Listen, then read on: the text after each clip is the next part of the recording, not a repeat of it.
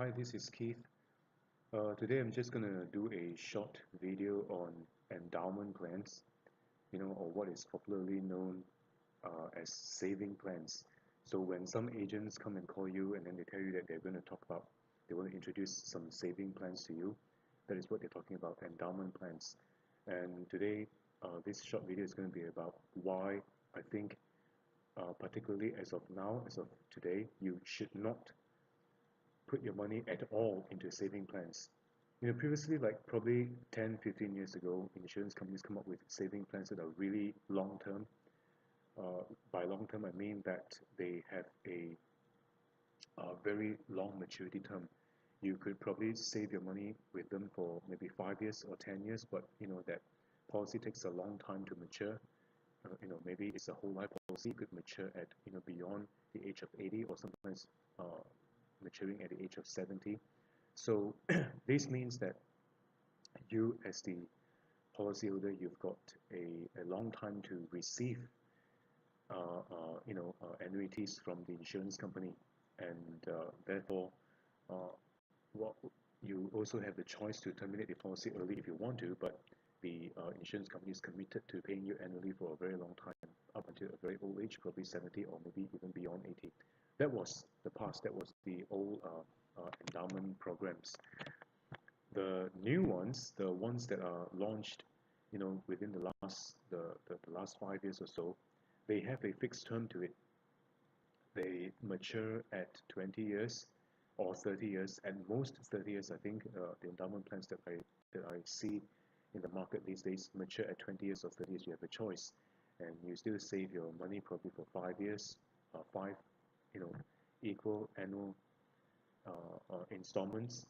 So one installment per year, so it's annual installment for 5 years or for 10 years. And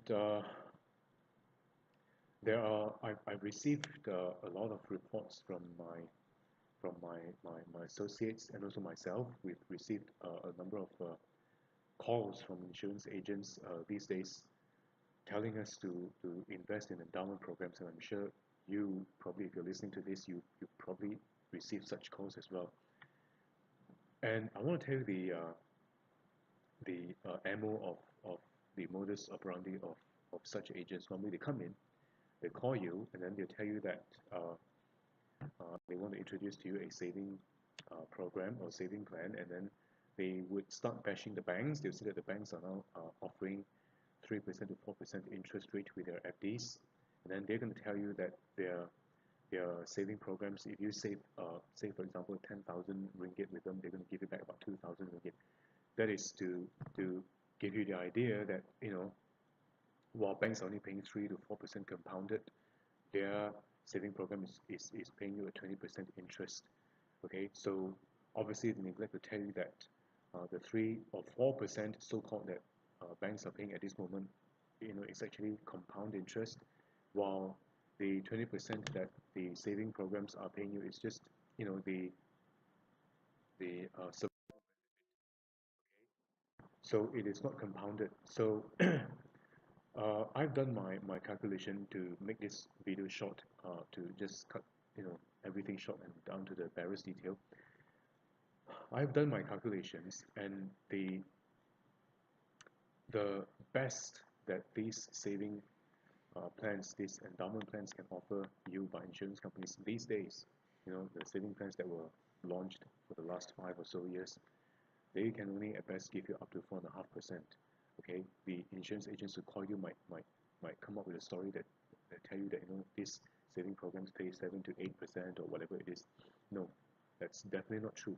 The 7 to 8%, they will tell you that it is a compounded interest rate. Most of the time, these people who call you, they have no idea uh, uh, what's the difference between a compound interest and the survival benefit as an annuity that's being paid by the insurance company into your account. So when they say 7 to 8%, tell them to prove it. Okay, we're using a financial calculator. They've got a very simplistic and creative way of showing you how they arrive at the whatever percentage that they're offering you, which is much higher than what the banks are offering, but it is just not true. Okay, if you need to know how to calculate the real rate of return, the compounded annual growth rate of such endowment programs, please drop me a line, and I will be very happy to personally show you how I arrive at those figures. The best I've seen is 4.5%. Banks are now with their fixed deposits, they are matching this 1.5%. Some are offering 4.3, some are offering 4.5. Okay, just go do your homework and you'll find that banks with their FDs can sometimes offer uh, rates that are on par with what these endowment programs are offering. And the main difference is this: if you save in a fixed deposit with a bank, you can withdraw your money and get 4.3, 4.5% next year.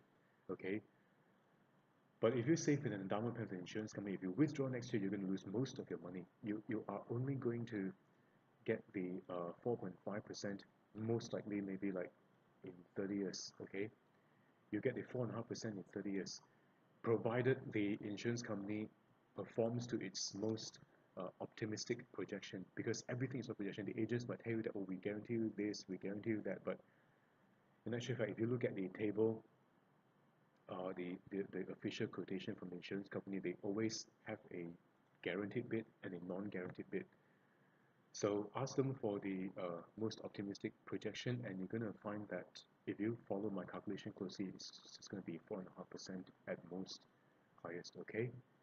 So as I mentioned, endowment programs for the older endowment programs that were in existence 15 years, 10, 15 years ago, they were much better. But the endowment programs that were launched like in the last 5 or so years, maybe in the last 3 to 5 years, they they're just not as good as the older ones. Okay, because they've got a really short fixed term to it, 20 years, 30 years.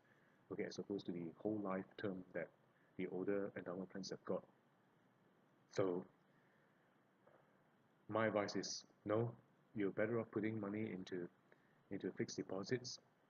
Don't put money into these endowment programs anymore.